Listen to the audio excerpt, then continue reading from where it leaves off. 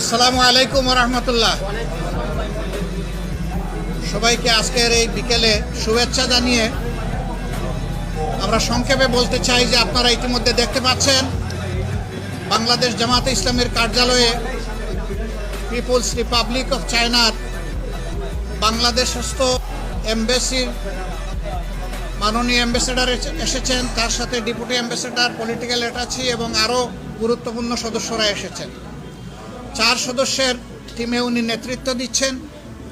আমরা দীর্ঘ 1 ঘন্টা একসাথে বসেছি, কথা বলেছি, দুই দেশের স্বার্থ সংশ্লিষ্ট ব্যাপারে আমরা কথা বলেছি, কিভাবে চায়না এবং বাংলাদেশ আরও কাছাকাছি এসে আমরা একসাথে কাজ করতে পারি, আমাদের শিক্ষা, সংস্কৃতি, ডেভেলপমেন্ট এই সব ক্ষেত্রেই আমরা একসাথে এগিয়ে যেতে পারি, সেই বিষয়গুলো আলোচনা হয়েছে।